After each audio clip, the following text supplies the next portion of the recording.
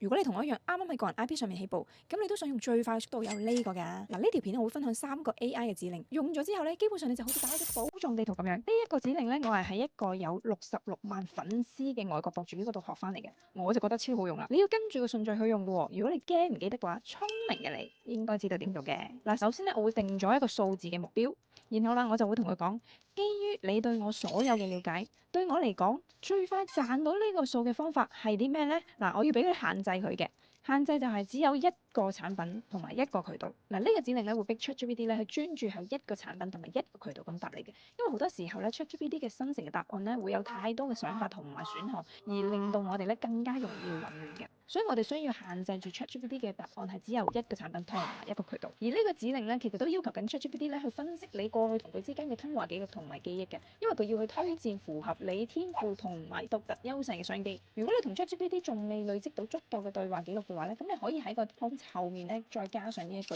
請向我提出澄清性嘅問題，直至到你有95%嘅把握可以成功完成呢項任務。好啦，咁你可以見到啦，根據一個產品同埋一個渠道咧，佢會話俾我聽啊，我而家基於佢對我嘅了解，咁我可以喺邊一個平台，以乜嘢方式，佢大概俾咗個框架俾我，要點樣做係方向嚟嘅。係一個模板。嗱，呢個只係第一步，我哋知道個方向啫。而第二步嘅話，我哋需要有一個人去俾我哋學習去研究先得噶嘛。咁而第二步嘅指令咧，就會係我應該向哪一位第一人選學習才能成功咧？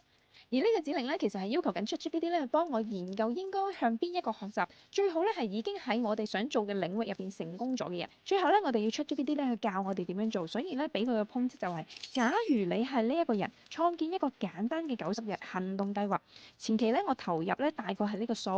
咁而且咧成功機率咧要有咁多個 percentage。嗱，基於前面兩個回答啦，呢一個最終嘅 prompt 咧，其實係要求緊 ChatGPT 咧要以已經喺呢一條路上面成功嘅人嘅視角，去俾到一個90日嘅路線圖俾我哋。OK，咁你會見到啦，佢生成咗出嚟之後啦，佢會話俾我聽咧，其實我成個 plan 係點啊，我條數要點樣計啊，要有啲乜嘢可以做啊，佢會因應我嘅市場啊，我要點樣準備預備啲嘢啊，要加速期每一個階段要做啲乜嘢啊。咁所以啦，你都可以用呢3個 prompt。當然啦，你唔一定要係 ChatGPT，你可以試下喺 DeepSeek 嗰度生成嘅嘢咧，會唔會令到你個路線圖啦、你嚟緊嘅目標啦、方向咧更加清晰，同埋咧你容易做到嘅。唔知呢3個指令對於你嚟講有冇幫助呢？如果你都覺得呢條片對於你嚟講有用嘅話，記得 like 呢條片啊，同埋 subscribe 我啦。如果你身邊有朋友都學緊 AI 嘅話，不妨將呢條片 share 俾佢啦。